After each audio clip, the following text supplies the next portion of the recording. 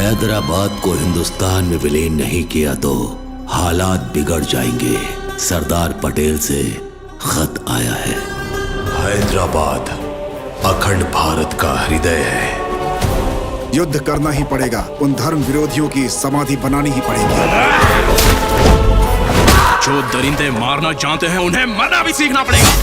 फिर एक दिन अचानक मेरे पास एक फ़ोन आया और मुझे ये कहा गया कि हम एक बायोपिक बना रहे हैं जो कि रियल स्टोरी है और आपको हम कासिम रिजवी के रोल में देख रहे हैं।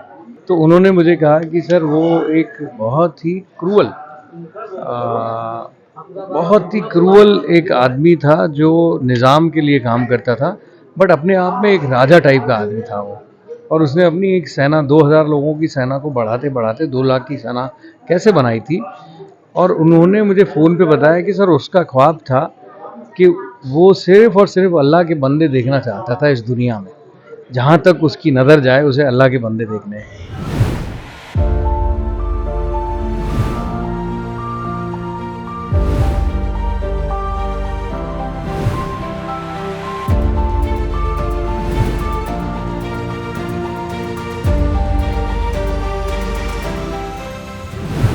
फिल्म रज़ाकार में जानदार किरदार निभाने वाले राज अर्जुन, जिनका इस फिल्म में रोल कासिम रिजवी का है, हमारे साथ हैं। हम उनसे बात करेंगे फिल्म की कहानी क्या है और किस तरह से इन्होंने इस रोल को प्ले किया और किस तरह से इस फिल्म को लिया। सर, आपका बहुत बहुत स्वागत है श्री टाइम। बहुत बहुत शुक्रिया। किस तरह से इस फिल्म को आपने साइन किया और आपने स्क्रिप्ट पढ़ी होगी, किस तरह की फिल्म है, सबसे पहले तो ये सवाल। फिर एक दिन अचानक मेरे पास एक फ़ोन आया और मुझे ये कहा गया कि हम एक बायोपिक बना रहे हैं जो कि रियल स्टोरी है और आपको हम कासिम रिजवी के रोल में देख रहे हैं। और कासिम रिजवी कौन है मुझे मालूम नहीं था, तो मैंने उनसे पूछा कि क्या है कहानी और कौन है कासिम रिजवी। तो उन्होंने मुझे कहा कि सर वो एक बहुत ही क्रूअल एक आदमी था जो निज़ाम के लिए काम करता था, बट अपने आप में एक राजा टाइप का आदमी था वो। और उसने अपनी एक सेना 2000 लोगों की सेना को बढ़ाते बढ़ाते 2 लाख की सेना कैसे बनाई थी। और उन्होंने मुझे फ़ोन पे बताया कि सर उसका ख्वाब था कि वो सिर्फ़ और सिर्फ अल्लाह के बंदे देखना चाहता था इस दुनिया में। जहाँ तक उसकी नज़र जाए उसे अल्लाह के बंदे देखने हैं। तो ये प्लॉट ही अपने आप में बहुत एक्साइटिंग है। तो ये थॉट ही मुझे बहुत ही एक्साइटिंग और मुझे लगा यार वाह कमाल है कि एक आदमी जिसका ये सपना है कि वो जहाँ तक नज़र जाए दुनिया में सिर्फ़ और सिर्फ मुसलमान देखे, और उसके लिए मुझे कोई कंसीडर कर रहा है हैदराबाद में बैठ के। मैं मुंबई का एक्टर हूँ, तो इससे बड़ा अचीवमेंट क्या हो सकता है। तो मैंने कहा सर मैं इसका मटेरियल भेजिए मुझे। तो उन्होंने कहा IMDb पर, विकीपीडिया पर इसके बारे में है, आप पढ़िए, तब तक हम मटेरियल भेजते हैं। मैंने पढ़ा, मुझे बहुत एक्साइटिंग लगा और मैंने इससे पहले कि मटेरियल आए मैंने उनको हाँ बोल दिया और फिर वो वर्बली फ़ोन पे और बाकी थोड़ी बहुत बातचीत में हाँ हो गई। ये क्योंकि मैं जानता था कि मटेरियल जो है वो, अगर आपको एक कंटेंट मालूम है, आपको एक प्लॉट मालूम है, तो अब मटेरियल तो उसी के आसपास लिखा जाएगा। तो मुझे समझ में आ गया था कि इनके पास स्टोरी है, कंटेंट है जो कि रियल है, ऑथेंटिक है और इसमें कुछ बहुत अच्छा बन के आएगा। तो इस तरह से मैं इसमें बोर्ड में आया। आपने राउडी राठौर और शैतान जैसी फिल्मों में भी काम किया है, ज़्यादातर निगेटिव रोल आप करते हैं जी। और उससे जस्ट अपोजिट रोल है ये रज़ाकार। किस तरह से उस अलग इसको देखते हैं आप? जी, अगर राउडी राठौर की बात करें तो वो एक ऐसा समय था, तब मेरे पास काम नहीं था, तो मैं काम ढूंढता रहता था। तो तब वो फिल्म मेरे लिए इसलिए फ़ायदेमंद रही क्योंकि वो एक बहुत बड़ी फिल्म थी। वो संजय लीला बंसाली की फिल्म है और अक्षय सर ने काम किया उसमें। तो अक्षय की वजह से वो फिल्म बहुत लोगों ने देखी, तो उसमें मैं भी थोड़ा बहुत नोटिस हो गया, जबकि मेरा रोल कुछ खास था नहीं उसमें। बट क्योंकि वो अक्षय कुमार की फिल्म है, संजय लीला बंसाली की फिल्म है, तो इसलिए मुझे फुटेज मिल गया। हालांकि उसमें मैंने ऐसा कुछ किया नहीं, मेरा छोटा सा रोल था और मैंने उसको ईमानदारी से निभाया। शैतान, आप थोड़ा सा कंफ्यूज हो रहे हैं, शैतान में मैं था नहीं, मैं सीक्रेट सुपरस्टार शायद आप कहना चाह रहे होंगे। तो सीक्रेट सुपरस्टार में था मैं, और तलेवी में था, और बाकी 2 4 5 फिल्मों में हूँ। ये बिल्कुल सही कह रहे हैं आप कि सभी में मैं विलन देख रहे हैं लोग मुझे, बट मुझे कि एक तरीके से खुशी है, क्योंकि जो विलन भी वो देख रहे हैं वो एक जैसे नहीं है, वो टिपिकल नहीं है, वो स्टीरियोटाइप नहीं है। मुझे इस बात का बहुत गर्व है कि लोग जो है मेरे बारे में परफॉर्मेंस ओरिएंटेड रोल्स को लेके सोच रहे हैं, जहां आदमी को एक एक्टर की ज़रूरत है, जहां उन्हें लगता है कि सिर्फ चीखने चिल्लाने वाला विलन नहीं चाहिए, एक सोच रखने वाला, एक गहरी सोच, एक ट्रॉमा, एक अपना बर्डन लेकर चलने वाला, जो इसकी जिम्मेदारी अपने कंधों पर ले चल पाएगा और जो इस जर्नी को अपनी आंखों से दिखा पाएगा, वो एक्टर चाहिए। और वहाँ मुझे याद किया जाता है तो मेरा सीना जो है चौड़ा होता है, क्योंकि अगर मुझे टिपिकल रोल ऑफर हो विलन के तो मैं बहुत बोर हो जाऊंगा। वैसे भी मैं ज़िंदगी में बहुत जल्दी बोर होता हूँ, तो एक तो मैं मना कर दूंगा, मैं वो रोल लूंगा नहीं। बट मेरी खुशकिस्मती है कि मेरे पास इस तरह का काम ही नहीं आ रहा है। मेरे पास जो आ रहा है वो आउट एंड आउट अलग अलग तरह के रोल आ रहे हैं। जैसे जितने भी अभी आप विलन देखेंगे, जैसे अभी आर्टिकल 370 अगर आपने देखी हो तो आपको लगेगा खाबर जो है वो एक बहुत ही खतरनाक नेगेटिव विलन है जो पाकिस्तान की आर्मी से जुड़ा हुआ है। पूरी फिल्म में आपको ये समझ में आएगा कि ये बहुत सस्पिशियस सा आदमी है जो पाकिस्तान के साथ जुड़ा होगा। आखिरी में रिवील होगा कि वो हिंदुस्तान का सेवक है, वो अपने देश के लिए काम कर रहा है। तो ये जो थिन लाइन कैरेक्टर होते हैं ना, जिनके चेहरे से आप पता ना कर सको और मिस्ट्री क्रिएट करें, मुझे वो प्ले करने में मज़ा आता है। तो ये ग्रे कैरेक्टर्स हैं। तो जैसे आर्टिकल 370 अलग था, सीक्रेट सुपरस्टार अलग था, रज़ाकार बिल्कुल बिल्कुल बिल्कुल ही अलग है। और अब जो फिल्म आएगी, फरहान की फिल्म आएगी, युद्रा या गम गम गणेशा आएगी या फिर मैच फिक्सिंग आएगी, ये अलग बात है कि सब में विलन है, लेकिन किसी भी फिल्म में वो विलन एक दूसरे के बिल्कुल समान नहीं होगा। ये मेरा पक्का वादा है आपसे। कासिम रिजवी के लिए आपने कितने दिन तैयारियां की इस शूटिंग से पहले? इसमें सबसे बड़ा चैलेंज था, जो सबसे बड़ा चैलेंज था, ये फिल्म तेलुगु में शूट हुई है और तेलुगु में मैंने इसके डायलॉग बोले हैं और मुझे मैं इस सवाल पे भी अभी आने वाला था। बाप रे, और ये बड़ा टफ होता है किसी एक हिंदी स्पीकिंग एक्टर के लिए किसी और दूसरी लैंग्वेज में जो बचपन से ना मैंने सुनी है ना मैंने भूली है, और वो डायलॉग बोलने, और ज़ुबान आदि नहीं होती है ना ज़ुबान आदि होती है ना दिमाग आदि होता है। तो अगर आपको कुछ बोलना है, जैसे बोलना है आपको ओमकारम विनिपिचिकोडु काशायम कनपिचिकोडु यदि माद काटू निज़ाम शासनम, अब आप कैसे बोलोगे यदि माद काटू निज़ाम? आपकी ज़ुबान लड़खड़ाती है और उसमें आपको इरिटेशन होता है, उसमें बेचैनी होती है, उसमें उलझन होती है, उसमें आपको शर्म भी आती है, गुस्सा भी आता है, क्योंकि शूट पास में आ रहा है और आपसे हो नहीं रहा है, आपकी ज़ुबान आपका साथ नहीं दे रही है, बोलना आप कुछ चाह रहे हो, आप स्लर कर जा रहे हो। तो कभी कभी डाउट होता है अपने ऊपर कि मैं कर पाऊंगा नहीं कर पाऊंगा, या ये मैंने लेके करके मुसीबत तो मोल नहीं ले ली, या कहीं ऐसा तो नहीं है कि मेरा जो नाम, अब क्या होता है आपसे बड़ी उम्मीद पाल ली जाती है कि लोग हैं, अरे हाँ ये राज अर्जुन है, ये अच्छा एक्टर है, तो आपको डर लगने लगता है कि जो लोगों ने मेरा नाम बनाया कहीं उसको मैं मिट्टी में तो नहीं मिला दूंगा इस परफॉर्मेंस से।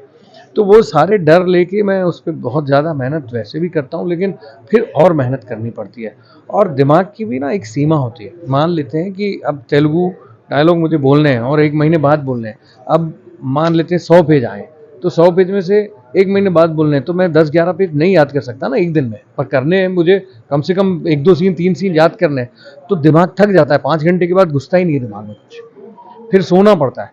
सोना पड़ रहा है मतलब आपको दिन को सोना पड़ रहा है, क्योंकि आप और कुछ काम करने जा नहीं सकते, क्योंकि रात को उठ के आपको फिर मेहनत करनी है, फिर सोना पड़ता है, फिर सुबह उठ के मेहनत करनी है। तो ये कई दिनों का मेरा शेड्यूल था कि पजामा कुर्ता पहन के मैं घर में बैठा हूँ और मैं करीब 15 दिन 20 दिन तक बाहर ही नहीं निकला हूँ, क्योंकि मैं डर में हूँ। तो ये एक प्रोसेस का हिस्सा होता है। ये तेलुगु से रिलेटेड है, लेकिन वो तो तेलुगु, ये तो सिर्फ भाषा की बात कर रहा हूँ आपसे, अभी कैरेक्टर को तो छुआ ही नहीं हमने। मैं भाषा याद भी कर लूँ तो अगर मैं कैरेक्टर पे काम नहीं करूँ तो भी फेल हूँ। तो इसकी लड़ाई अपनी जगह अलग अलग जगह पे होती है कि लुक कैसे आएगा और मैं वो दिखूंगा कैसे। अब मुझे कासिम रिजवी दिखने के लिए कासिम रिजवी जैसी सोच भी तो होनी चाहिए, तभी मैं कासिम रिजवी जैसा दिखने लगूंगा ना। मेकअप कितनी मदद करेगा आपकी, अगर आप साइकोलॉजिकली वहाँ नहीं हो तो आपकी आंखें, आपका मुंह, आपका चेहरा वैसा बनेगा नहीं। आप कर लो कितना ही मेकअप करना है आपको, तो आपको अपनी सोच को भी वहाँ ले जाना पड़ेगा, और सोच को ले जाना है तो यहाँ से बेचैनी और शुरू होती है, यहाँ से परेशानी और शुरू होती है, क्योंकि आप एक परिवार का हिस्सा हो तो परिवार वालों को दिक्कत होती है कि ये सडनली इसको क्या हो रहा है। मैं ये नहीं बोल रहा हूँ मैं कासिम रिजवी बन जाता हूँ, बट कुछ चेंजेस आते हैं, कुछ अननोटिस चेंजेस आते हैं जिसकी वजह से लोगों को दिक्कत होती है। बट ये जो सारी तैयारी है, ये अगर हम इसको कहें, कोई एक्टर कहे कि मैंने 2 महीने ये तैयारी की और मैंने इसको अचीव कर लिया, वो गलत है।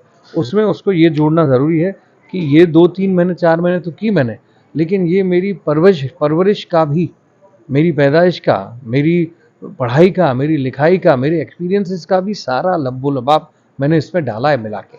जो मैंने थिएटर किया है भोपाल में, हबीब साहब के साथ किया है या बाकी लोगों के साथ किया है, वो सारी ट्रेनिंग भी यहाँ काम आती है। तो ये सबका एक मिश्रण होता है, जिसकी वजह से हम कोई एक प्रोडक्ट देखते हैं, प्रोजेक्ट देखते हैं और फिर हम बोलते हैं यार ये इसने अच्छा किया या नहीं किया।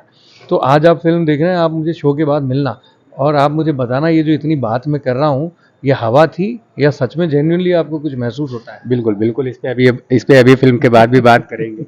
अभी आपके आने वाले प्रोजेक्ट कौन कौन से हैं? बड़े प्रोजेक्ट हैं? हाँ, मेरी सारी नहीं, टीवी मैंने करना, टीवी तो मैं खैर बहुत सालों से, मैं बहुत शुरू में जब आया था इस शहर में तो मैं फिल्म का एक्टर नहीं बनने आया था, मैं टीवी का एक्टर बनने आया था। तो तब मैं टीवी में 25 साल पहले की बात कर रहा हूँ, तो 2-1 साल काम किया था और फिर मैंने ये पाया था कि मुझे इससे सुकून नहीं मिल रहा है, मेरी तलाश कुछ और है। तब मैंने ये रियलाइज़ कर लिया था कि मुझे फिल्मों से ही सुकून मिलेगा। तो मैंने अपनी दिशा जो है बदल ली थी और फिर मैंने फिल्मों के लिए काम ढूंढना शुरू किया था और तब से अब तक मैं फिल्में ही कर रहा हूँ। और मुझे फिल्म में बड़ा मज़ा आता है क्योंकि मैं, एक तो क्या होता है कि इसमें आपका जो असाइनमेंट होता है वो 2 महीने से ज़्यादा नहीं होता है, 1.5 महीने का। और मैंने जैसा कि पहले कहा कि मैं बोर हो जाता हूँ, तो मैं एक किरदार को 1.5 महीने पकड़ता हूँ, 2 महीने पकड़ता हूँ, 3 महीने पकड़ता हूँ, फिर छोड़ देता हूँ, फिर मैं नया करता हूँ। और मेरी ये कोशिश रहती है कि मैं किरदार के रूप में जाना चाहूँ और मुझे ना मिले नाम राज अर्जुन ना जाने, बट वो कासिम रिजवी बोलें या फारूक बोलें या फिरोज़ बोलें तो मुझे खुशी होती है और उस समय के लिए मैं उन्हें वही लगूँ, ये मेरी कोशिश रहती है। तो वो वेब सीरीज़ और टीवी में पॉसिबल नहीं हो पाता है, उसके लिए बड़ा एंगेजमेंट चाहिए, बड़ा टाइम चाहिए। मैं 1.5 2 महीने में स्विच ऑन करता हूँ। तो अब आने वाले प्रोजेक्ट्स मेरी, एक मैंने अभी लखनऊ में फिल्म कंप्लीट की है, लखनऊ, लंदन और टर्की में उसका शूट किया था मैंने, जिसका नाम है मैच फिक्सिंग। ये हिंदुस्तान और पाकिस्तान के इंटरनल पॉलिटिक्स के बीच की कहानी है और बहुत ही इंटरेस्टिंग सब्जेक्ट है, जिसमें मैंने पाकिस्तान के आईबी ऑफिसर का रोल प्ले किया है। इमाम नाम है मेरे कैरेक्टर का, इमाम साहब बोलते हैं सब, वो किया है। इसके अलावा एक 31 मई को मेरी फिल्म रिलीज़ हो रही है जिसका नाम है गम गम गणेशा। उसमें आनंद देवरकोंडा हीरो है और उदय शेट्टी उसके डायरेक्टर हैं। बहुत ही यंग लड़का है, 25-28 साल का, बट कमाल की आग है उसके अंदर और राइटर भी वो खुद ही है।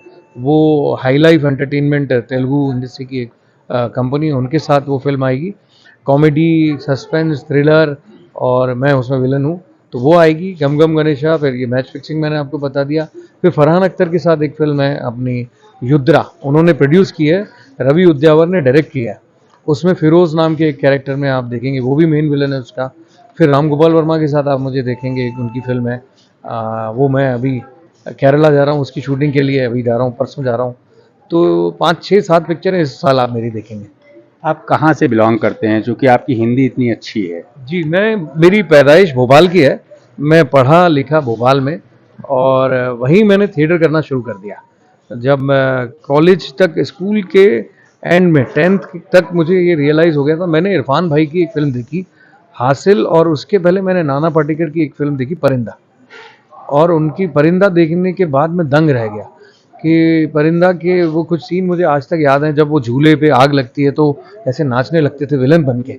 तो मैं हैरान पड़ गया था कि कोई ऐसा भी काम कर सकता है क्या। नाना पाटेकर मुझे बहुत पसंद है, तो उनकी सारी फिल्में मैंने देखी, अंकुश देखी, प्रहार देखी, ये वो।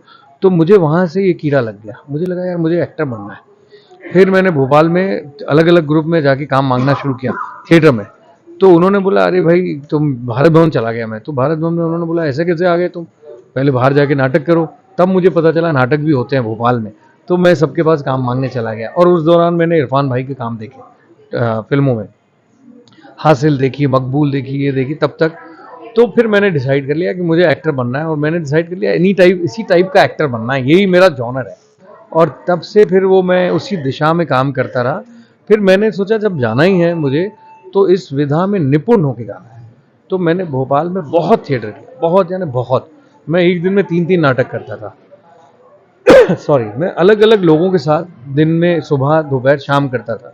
तो मेरे घर वाले बोलते थे कि ये निकल गया लड़का हाथ से, क्योंकि मैं बैग झूला लेके और एक थिएटर में, दूसरे थिएटर में, तीसरे थिएटर में काम करता रहता था। हमारा लंबा चौड़ा बिजनेस है वहाँ, वो सब छोड़ दिया था मैंने। पढ़ाई करता था, पेइंग गेस्ट हो गया एक घर में, घर छोड़ के भोपाल में रहते हुए, क्योंकि मैं NSD की तैयारी करने लगा था। तो किताबें खरीदता था, किताबें पढ़ता था, उसके लिए अलग रूम लेता था। तो ये सब करके मैंने कुछ 11-12 साल भोपाल में बहुत मेहनत की। बिल्कुल जुनून की हद तक पागलपन जो सवार हो जाता है ना, दाढ़ी बढ़ा लेना, बाल बढ़ा लेना, कुर्ता पहन लेना और झोला टांग के उसी में ही पानी रख के, यही सब काम किया। जैसे क्रांतिकारी होते हैं ना, वो मेरे लिए था थिएटर। फिर मैंने बाद में सोचा कि अब NSD मैंने दिया, मेरा हुआ नहीं, 1 बार 2 बार 3 बार दिया तो मेरा हुआ नहीं वहाँ NSD।